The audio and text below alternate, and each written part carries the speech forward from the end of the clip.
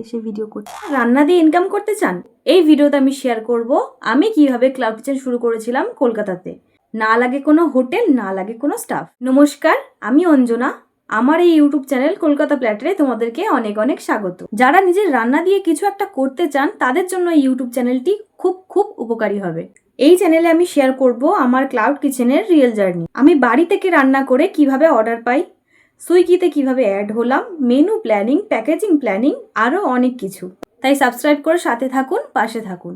চলুন শুরু করি আমার গল্প থেকে। রান্না করতে ভালোবাসতাম। আমার ফ্যামিলি, ফ্রেন্ডসরা সবাই আমাকে বলতো, তুই ভালো রান্না করিস, কিছু একটা কর এটাকে নিয়ে।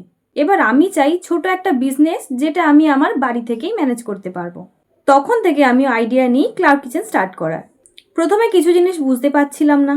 সুইগি বা জোম্যাটোতে কিভাবে রেজিস্ট্রেশন করতে হয়, কি কি ডকুমেন্টস লাগে, কিভাবে একটা ছোট মেনু রেডি রাখবো।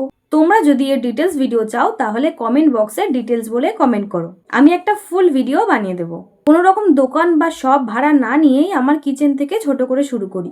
2 থেকে 3টে আইটেম, নুডলস, ম্যাগি, স্যান্ডউইচ এইসব দিয়ে। প্রথম 2 দিন অর্ডার আসেনি, খুব স্ট্রেস হচ্ছিল, কিন্তু 3 দিন পর আমার প্রথম অর্ডার আসে। সেই রাতে আমি নিজেকে বললাম, আজকের থেকে আমার দিন শুরু হলো। যারা আমার মতো ক্লাউড কিচেন শুরু করতে চান তাদের জন্য কিছু টিপস দিতে চাই। ক্লাউড কিচেন শুরু করার 3টে গুরুত্বপূর্ণ টিপস, যেটা আমার এক্সপিরিয়েন্স থেকে শিখেছি। টিপস নাম্বার 1, ছোট মেনু থেকে শুরু করুন। বেশি মেনুতে খাবার থাকলে সবকিছু একসাথে মেনটেন করা যায় না। 2 থেকে 4টে আইটেম রাখুন, যেটা ইজি প্রিপেয়ার হয়, ফাস্ট ডেলিভারি হয়, আর কাস্টমারের পছন্দও হয়।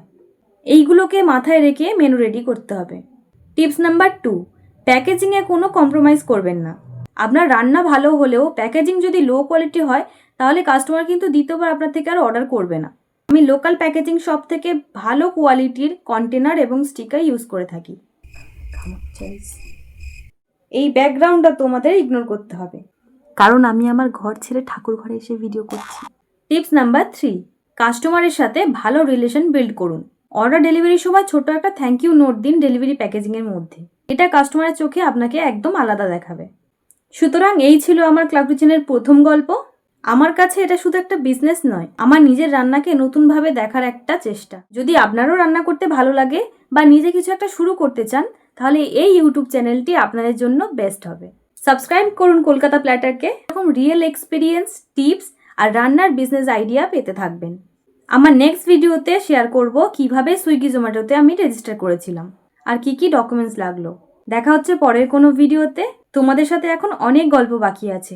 ভালো থাকুন, রান্না করতে থাকুন।